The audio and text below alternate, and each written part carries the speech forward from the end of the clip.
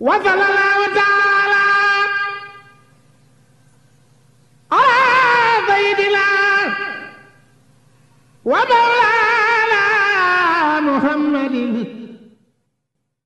waaw fas gi ginnaaw ba nga xam ne jébbal nañ suñu kaamil Cheikh Sidi Mokhtar si la ñuy jox fas ak kan ak ko def si leen génne fas gi nag li ñu saafara mooy awrawu nay képp koo xam ne da nga am jafe-jafe néew kàttan Lamine fas gi ba ma takkee ndig maanaam bu doon mu dem nga ba mënatul dara sa or soo takkee fas gi balaa man ñaari waxtu bu soobee yàlla di nga yëg sa bopp baax te fas gi bu dee mi ngi sa ndig bu dee sa dara dafa tàng fekk tekki woo ko mën ngaa bañ a àgg fas gi boo ko takkee jëru ngay naan dara jëru ngay sangoo dara jëru ngay takk dara lépp loo xam ne jafe-jafe néew kàttan ak loo ko mënti jox soo takkee fas gi bu neexee yàlla di nga tàgg moom fas gi nag képp ñi ma yàgg wax ñett ñoo xam ne bokkuñu buñ ñëwee ne ma sëriñ bi lañ ñu waxoon ci fas gi gisuma ko ma bàyyi jox fas gi lasi abda sëriñ baara mooy turandoo xayru xalxulaay sayyiduna qui a un certain nombre d'atouts. Le premier de ces atouts et le plus important à mon avis, c'est que nous avons un pays stable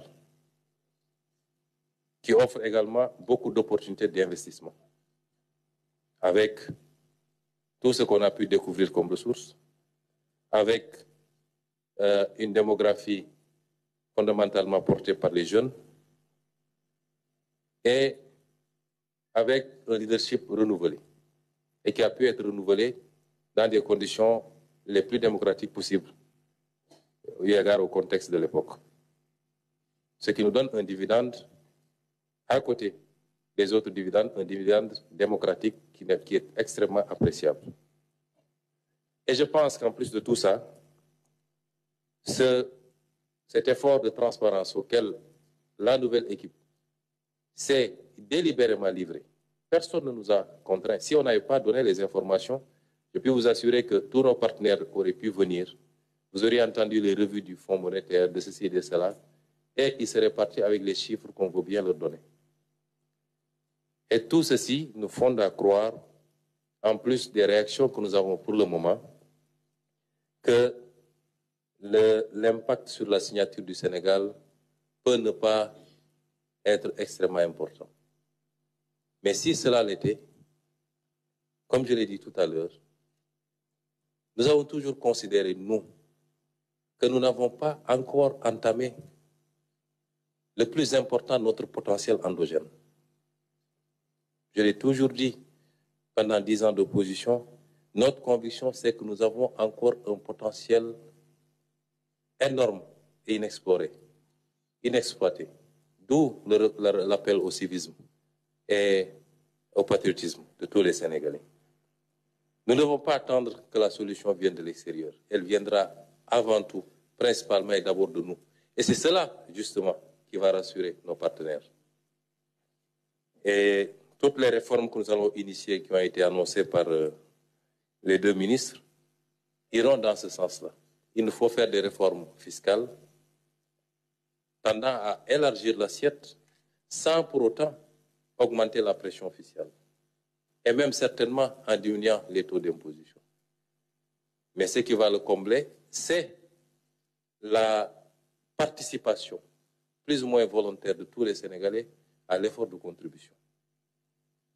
Nous allons vers beaucoup d'autres mesures de ce sens, indépendamment des mesures de rationalisation qui ont été annoncées sur les subventions, sur le train de vie de l'État et sur beaucoup d'autres aspects. Et c'est pourquoi, sans écarter ce risque, nous demeurons convaincus qu'il peut être maîtrisé et que nous avons une occasion unique. Cette situation doit constituer plus une opportunité que le chaos. Ça doit être le déclic que nous attendions et qui nous permettrait d'établir un nouveau rapport entre les dirigeants et le peuple, un nouveau rapport entre les dirigeants et leurs partenaires également.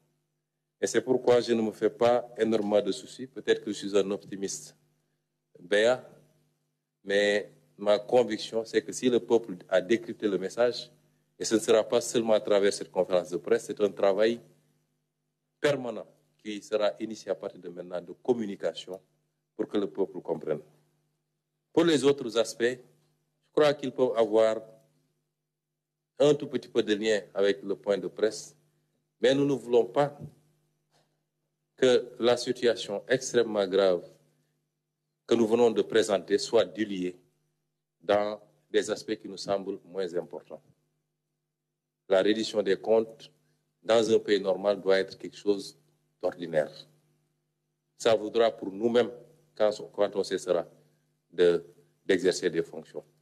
Ça ne doit pas faire l'objet de débat. Et le ministre l'a dit, nous le ferons en respectant.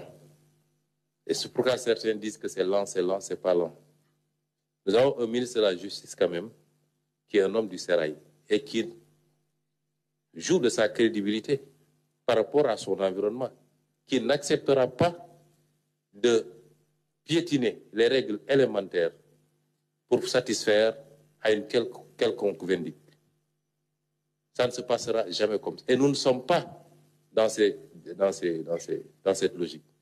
Nous ne sommes pas là pour nous venger de X ou Y. Ça ne nous intéresse pas. Ce qui nous intéresse, c'est tout ce qui a trait à la gestion de la chose publique. Point. Tel nous a insultés, tel nous a... Ça ne nous intéresse pas. Et le peuple sénégalais, comme tous les peuples de ce monde, exige de ceux à qui ils ont eu à confier des responsabilités qu'à un moment donné, ils rendent compte. Ça ne doit pas faire l'objet de tous ces débats. Maintenant, de quoi est-ce que les gens ont peur? Qu'est-ce qu'ils ont fait? L'histoire nous le prouvera, mais dans le respect strict des règles du droit. Et le ministre va compléter sur ce que je viens de dire. Maintenant, le débat ici, c'est pas... Madame, avec tout le respect que je vous dois, nous ne voulons pas que le point de presse vire à autre chose. Le débat, ce n'est pas le coût de la vie au Sénégal ou les mesures sociales, etc. Encore qu'on en a pris, ce n'est pas ça le débat. Nous sommes dans un point de presse, nous n'aimerions que les préoccupations qui sont soulevées ici cadrent avec ce point de presse pour mieux clarifier les choses auprès des Sénégalais et de nos partenaires. Merci. Monsieur le ministre, vous avez la parole. Merci, Monsieur le Premier ministre. Je crois que, d'une façon générale, vous avez posé les grands axes de ce que doit être ma réponse. Les questions qui ont été posées et qui relèvent justement de ma responsabilité sont relatives au pôle financier qui a été installé officiellement ces derniers jours.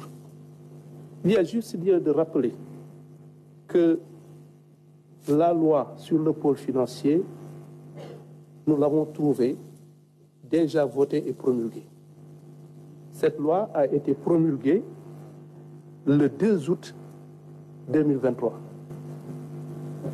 Et c'était en remplacement de la CRI, la Cour de répression de l'enrichissement illicite. Et il a été bien précisé, ce sont là des principes, cette Cour, ce pôle financier... waaw